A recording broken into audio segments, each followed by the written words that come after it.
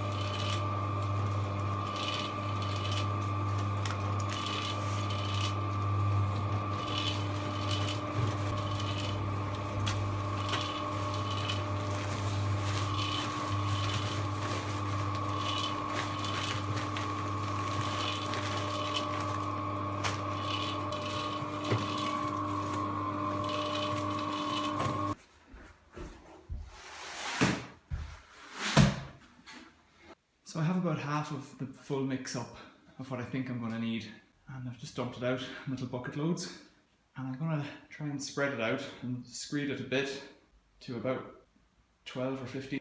So I have a screeding stick, which is just a straight edge of wood for screeding and tamping, and a plaster's float just to bring it around.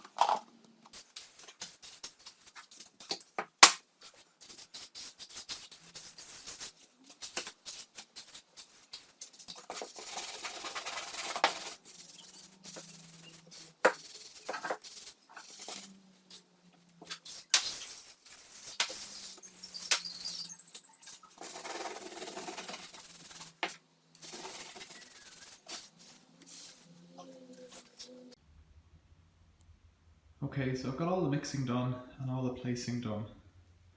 And you saw me there put in one layer and screed it on top of the underfloor heating.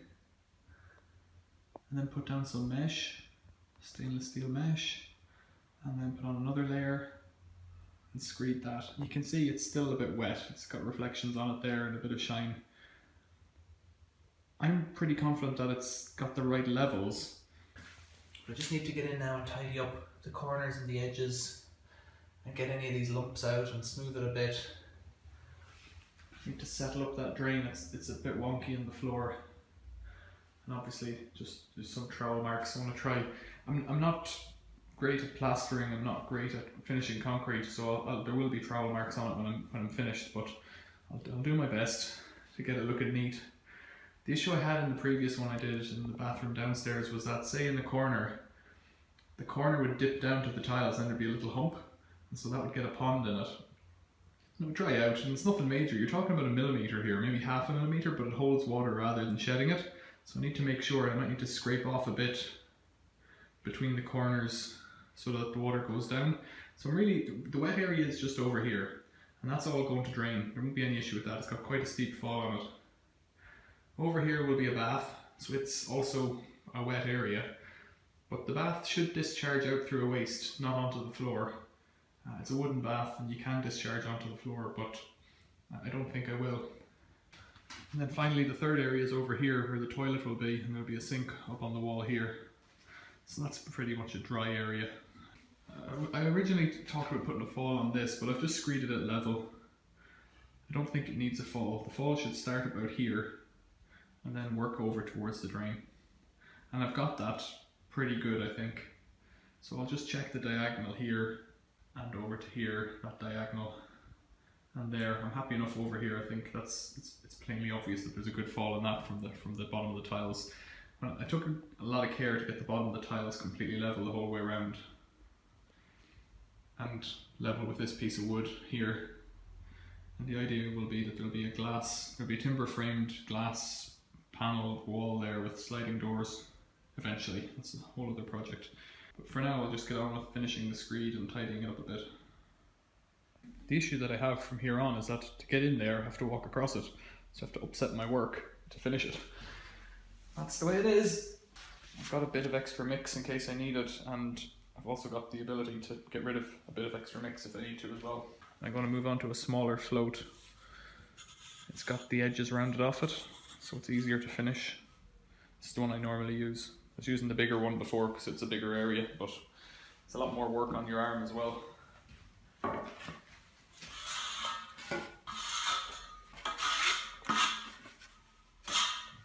I should probably put down something to walk on.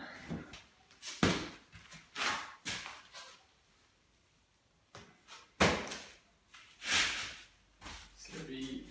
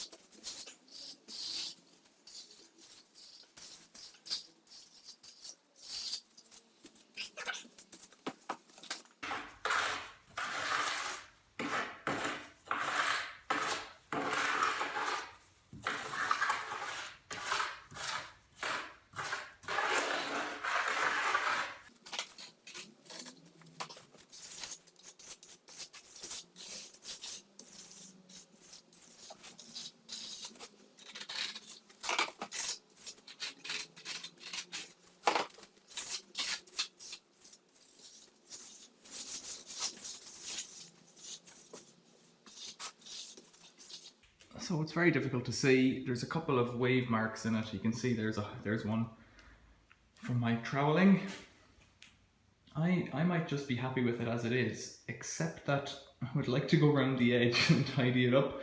So what I might end up doing is, once it goes off a little bit, I'll come back and scrape it. Because once it starts to go dry, you can get a better finish on it, and that's what I did in my blue shower downstairs. There's some places where the concrete's just rising up there like that. It's a bit dirty over there. I might be able to get it off with a glass scraper later, but it would be easier to do it. I don't know actually, it might just be easier to leave it. There's a couple of marks you can see here that don't look great. But you know, it is what it is. It's never going to be perfect. Let's see if I can make this really bad now. Oh, that's not bad.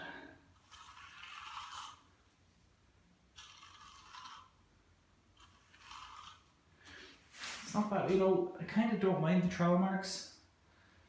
I'm quite happy with the falls I've got on it. I might just leave it and suffer the hassle of getting the concrete off the wall later. Like, they're ceramic glazed tiles, so it will come off. See my dirty handprints over there. It will come off, but I'll check in on it. I'll wash all my tools and then check in on it. This is how much extra I made. Bucket, 2 buckets, and then that was the slops that came off that was the slops from screeding, and that was the slops just now from the final scrape. I'm actually quite happy with it. I was never entirely, you know, confident that I was going to do a job that was perfect. So on that basis, it might be okay. We'll see what happens. We'll see if I come back to it or not. The drain as well needs to be chipped off, but like, if I wanted to, I could just lick it with an angle grinder at the end, you know, once it's gone off, and then just chip out the stuff on the inside. Maybe I'm finished. We'll see. You'll know in the video. So I've decided to have a go at polishing it a little bit. It's not gone hard yet.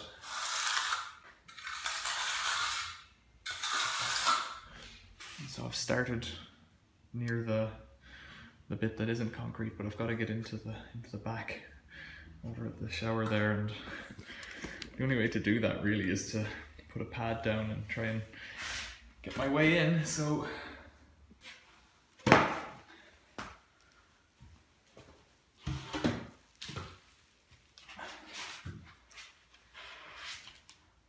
it's not hard to the touch.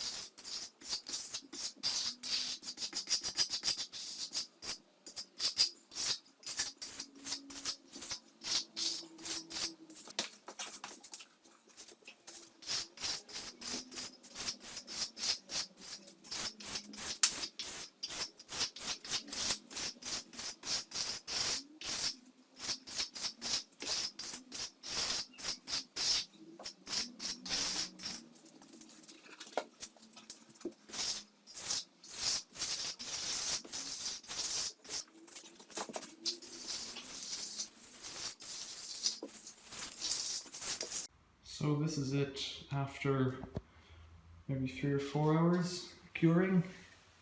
I had to get in to steady up the drain. It was all wood.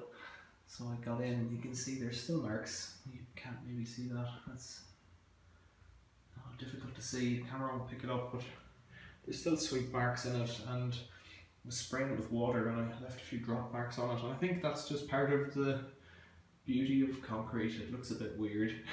So I'm just going to leave it. I'm going to have a devil's own job of getting that concrete off there. What I'm going to do then is crack out, after maybe a week, I'll leave it and I'll crack out this timber here.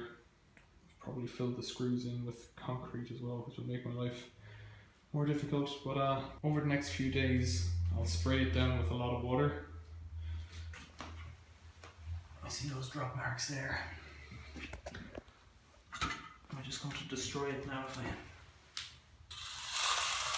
No.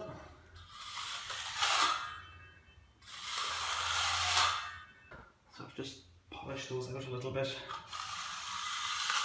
There's another little ridge there. Just polish that out. There's a bit of a high spot, or no, it's a low spot. Look, I'm not going to get in and do all of them, so I'll just leave it. Yeah, over the next few days I'll spray it down a bit with water, because it helps the concrete cure. Concrete cures in the presence of moisture. It's a hydraulic cement, so it needs water to cure. So I'll do that, and we'll check in on it afterwards. It'll probably be a few days before I walk on it, then a week before I start doing anything in terms of fitting any of the fixtures. I'm quite pleased with that. I've got a nice finish up on the edge as well. I've done that little tuck in there with the little bucket handle tool. Should turn out alright. It's pretty messy around the bottom.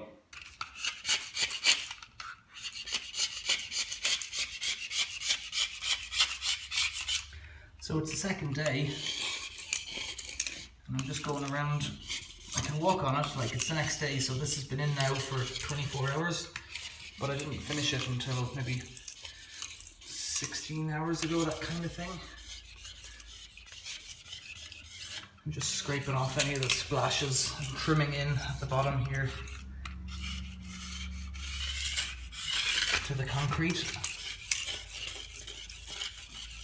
From the tiles to the floor, I'm just using a glass scraper. It's just a razor blade and a handle basically. And at this point it's easy to knock these off. These little edges on the bottom here. Just like that.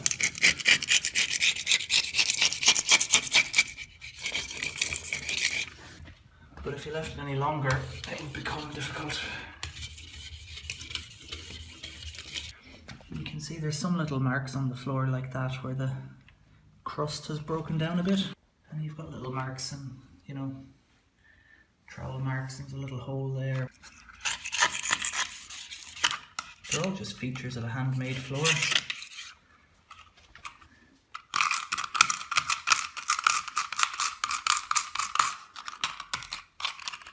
I'm actually a lot happier with it than I thought I would be. In the past, it's been a lot of work to get it flat and smooth. Flat is one word, but to get the profile you want.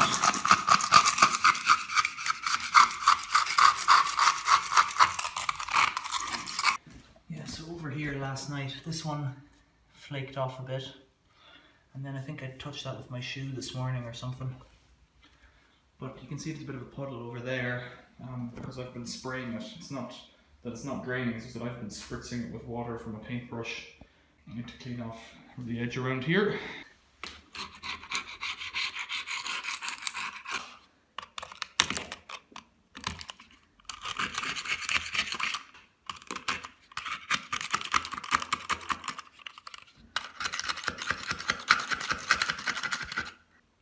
And you can see how easy it is just with a metal tool to break off the concrete latents at the moment. As time goes on, it'll get harder and harder and harder, but it depends. Like, you can break it off and then you've got a sandy feature, but that will catch it'll catch hair and stuff like that if it's got a sandy edge. Whereas if it's quite smooth like this, it won't really. You can kind of wash it down. I've only used normal Portland cement. I haven't used anything fancy, hard cement or extra strength cement or white cement or anything like that. So it may not be good enough for this wet application. Whereas wetting and drying, that's just a risk I'll have to live with. A bit of concrete muck in here. I'm not going to take it. I'll take out the big bit that dripped in. But I just want to make sure it's not stuck. Anything that's stuck in there, you know, and sets in hard, you struggle to get that out. But don't try and hammer out on a plastic water trap. So there, that's I think that's as much of it. I'll just keep sprinkling with water for the next few days, just like this with a paintbrush. Just to make sure it's wet, because cement gel grows by chemical reaction in the presence of water, so it doesn't dry out. It cures. The more water it has available for curing, the stronger it should get. So there, that's my concrete bathroom floor.